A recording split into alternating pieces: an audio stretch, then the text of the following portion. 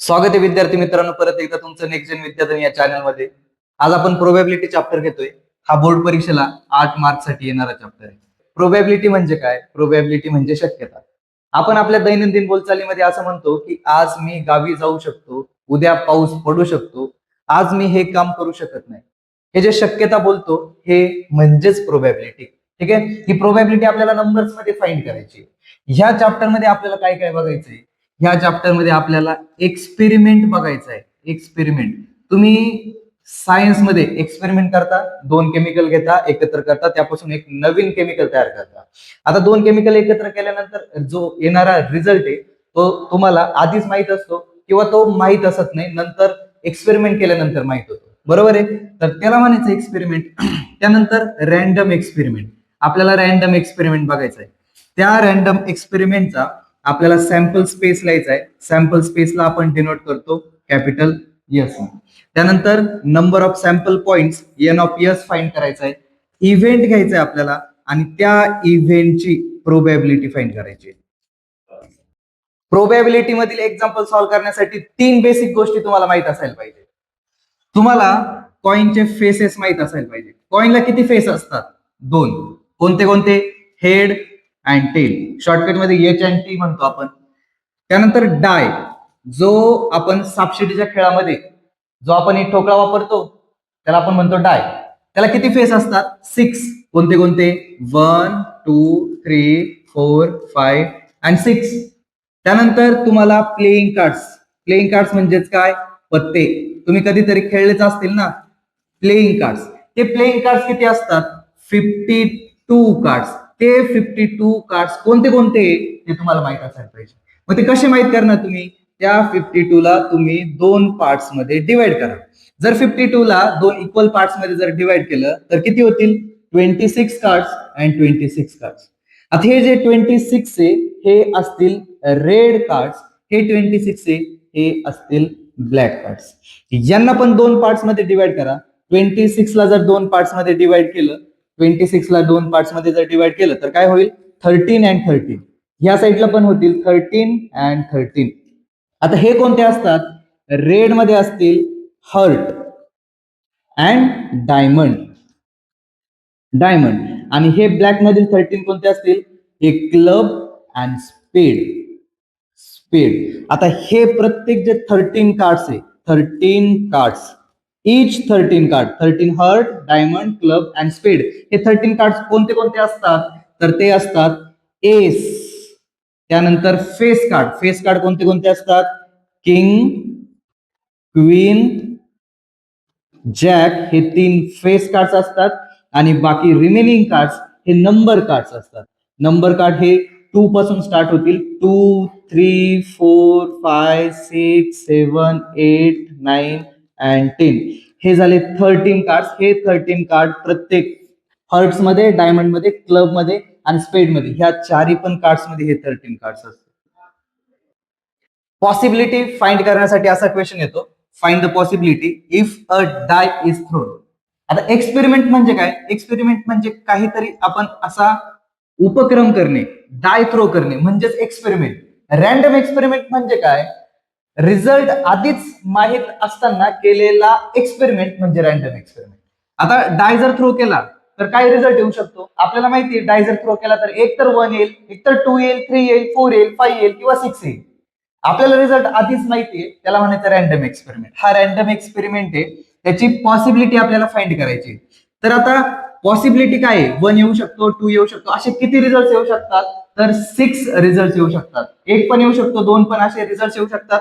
ते result count करायचे आणि ते लिहायचे 6 तिथं पॉसिबिलिटीज आहे. ठीक आहे. आता समजा दुसरा क्वेश्चन येतो की जर तुम्ही कॉइन टॉस केला, अ कॉइन टॉस, एक कॉइन जर टॉस केला, कॉइनला किती फेस असतात? 2 फेस असतात. मग पॉसिबिलिटी किती असेल? पॉसिबिलिटी पण 2 असेल. एक तर हेड येईल नाहीतर टेल येईल, म्हणजे 2 पॉसिबिलिटीज आपल्याकडे. पुढचा टॉपिक आहे sample space. Sample space and number of sample points N of S. Sample स्पेसला आपण एस ने डिनोट करतो. रॅन्डम एक्सपेरिमेंटचे जे रिझल्ट असतील ते सेटच्या फॉर्म मध्ये लिहिणे त्याला म्हणायचं sample space. Sample space S ने डिनोट करतो आपण. आणि एन ऑफ एस म्हणजे नंबर ऑफ सॅम्पल पॉइंट्स. त्या सॅम्पल स्पेस मध्ये किती एलिमेंट्स आहे ते काउंट करून लिहिणे म्हणजेच एन ऑफ एस. ठीक आहे, नंबर जायचे फक्त त्यात आपल्याला. आता इथं आपण पहिल्यांदा सॅम्पल स्पेस लिहू, यस ने डिनोट करायचा, सेटच्या फॉर्म मध्ये लिहायचंय म्हणजे कर्ली ब्रॅकेट काढायचा. आपल्याला एक कॉइन टॉस करायचा आहे. एक कॉइन जर टॉस केला तर काय काय रिझल्ट येऊ शकतात, ते सर्व रिझल्ट पॉसिबल सर्व रिझल्ट तुम्हाला यात लिहायचे. काय काय येऊ शकतं मग, हेड येऊ शकतो, टेल येऊ शकतो. हा ब्रॅकेट कम्प्लीट आणि त्या खाली लिहायचंय तुम्हाला एन ऑफ यस म्हणजेच number of sample points. N of S is equal to किती रिझल्ट आहे, दोन रिझल्ट 1 2, ते 2 रिझल्ट तुम्हाला इथे लिहायचंय. आता यात असा पण क्वेश्चन येतो की 2 कॉइन टॉस सायमल्टेनियसली. जर 2 कॉइन टॉस केले तर सॅम्पल स्पेस काय होईल, S is equal to 2 coin तुम्हाला सोबत टॉस करायचे. आता 2 कॉइन टॉस केले तुम्ही तर दोन्ही पण कॉइनवर हेड येऊ शकतो, दोन्ही पण कॉइनवर टेल येऊ शकतो, एकावर हेड एकावर टेल असे रिझल्ट येऊ शकतात. जे पॉसिबल रिझल्ट आहे ते तुम्हाला इथे लिहायचे.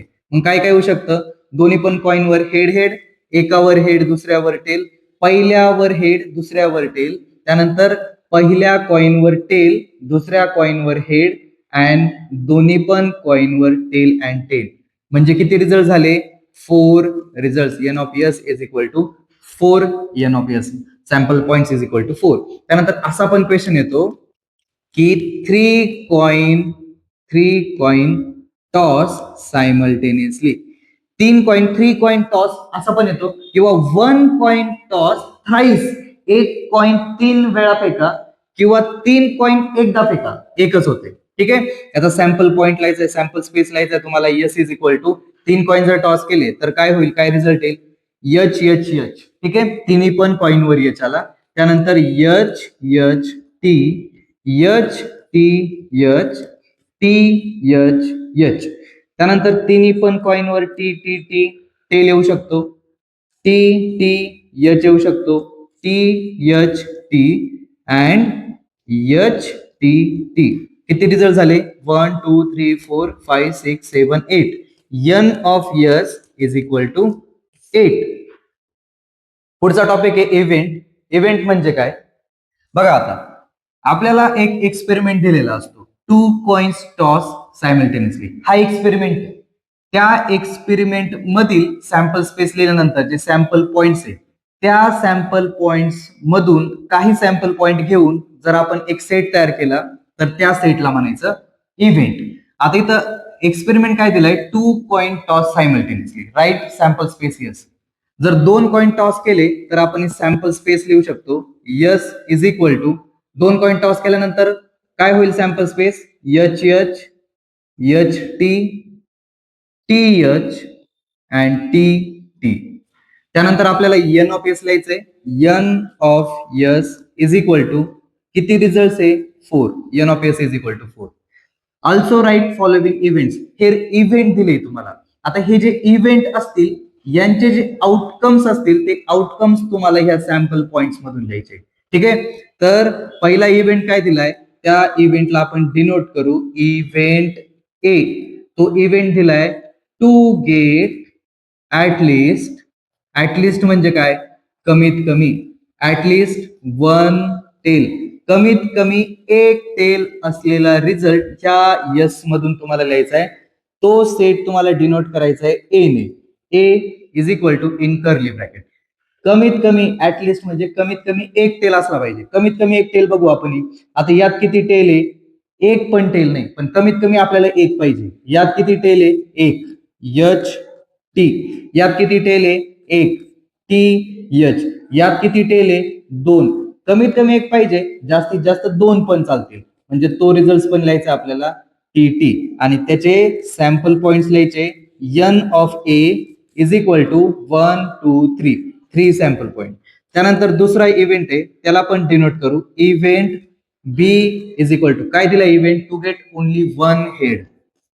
To get only 1 head. Only 1 म्हणजे काय, फक्त आपल्याला किती हेड पाहिजे, एकच हेड पाहिजे. बी ने डिनोट करा, इज इक्वल टू सेट लिहायचा म्हणजे कर्ली ब्रॅकेट मध्ये लिहा, एकच हेड. यामध्ये किती हेड आहे, 2. यात एक हेड आहे, तो रिझल्ट चालेल एच टी. यात एक हेड आहे, तो पण रिझल्ट चालेल. यात किती हेड आहे, 0. आपल्याला ओनली फक्त एक हेड पाहिजे म्हणजे 2च रिझल्ट आपण लिहू शकतो. काय लिहायचं N of B is equal to 1 2 result. त्यानंतर तिसरा इव्हेंट दिलाय, त्या तिसऱ्या इव्हेंटला आपण डिनोट करू सी ने. इव्हेंट काय दिलाय टू गेट मोस्ट म्हणजे काय जास्तीत जास्त वन टेल, जास्तीत जास्त एक टेल आपल्याला पाहिजे. ठीक आहे, सी ने डिनोट करू इन कर्ली ब्रॅकेट. यात किती आता बघा जास्तीत जास्त एक टेल, कमीत कमी किती, कमीत कमी 0 पण चालेल. एच म्हणजे किती 0 टेल, एच पण चालेल आपल्याला. यात एक टेल आहे एच टी पण चालेल. त्यानंतर टी एच यात एक टेल आहे, हा पण रिझल्ट चालेल. मोस्ट जास्तीत जास्त एक टेल, इथं 2 दिले, 2 चालेल का नाही. मग खाली लिहायचं N of C is equal to 1 2 3 result. Okay, पुढचा टॉपिक आहे probability of an event. Formula आहे P of A is equal to N of A upon N of S. तर एक्झाम्पल दिले, find the probability of the following event when one coin is toss getting head. ठीक आहे, आपल्याला sample space लिहायचं आहे. Sample space आपण S ने denote करतो. यस इज इक्वल टू आपल्याला एक्सपेरिमेंट काय दिलाय, एक्सपेरिमेंट दिलाय if one coin is toss. आपल्याला एक कॉइन टॉस करायचा आहे. एक कॉइन जर टॉस केला तर रिझल्ट काय येतील एच अँड टी. इव्हेंट बघा, इव्हेंट दिलाय आपल्याला, इव्हेंटला डिनोट करावं लागेल. पहिला इव्हेंट दिलाय इव्हेंट ए गेटिंग हेड. हेड येण्याची प्रोबॅबिलिटी, हेड येण्याची प्रोबॅबिलिटी किती आहे, कशी फाइंड करायची बघा. आपल्याला ए चा सेट लिहायचा आहे. A is equal to getting head. Head इथं आलाय या टेल मध्ये, ह्या रिझल्ट मध्ये हेड आला नाही, curly bracket complete. N of A लिहायचा आहे. N of A is equal to किती एलिमेंट्स आहे 1. त्यानंतर खाली फॉर्म्युला लिहायचा पी ऑफ ए, ह्या इव्हेंटची प्रोबॅबिलिटी. फॉर्म्युला टाकायचा P of A is equal to N of A upon N of S is equal to, value put करा. N of A is equal to 1 and n of s is equal to इथं count करा. n of s is equal to किती result आहे 2 result. इथं 2 लिहा. n of s is equal to 2. Probability ए ची probability किती आहे, इव्हेंट ए येण्याची प्रोबॅबिलिटी 1/2. त्यानंतर दुसरा इव्हेंट, त्याला डिनोट करा इव्हेंट बी. तो इव्हेंट आहे गेटिंग टेल. टेल येण्याची प्रोबॅबिलिटी आपण फाइंड करू. ठीक आहे, तर बी इज इक्वल टू काय काय रिझल्ट आहे, टेल येण्याची प्रोबॅबिलिटी बघा, रिझल्ट आहे फक्त T. B is equal to T. त्यानंतर फॉर्म्युला पी ऑफ बी साठी फॉर्म्युला होईल probability of getting tail is equal to P of B is equal to N of B upon N of S is equal to N of B is equal to 1 and n of S is equal to 2, 1/2.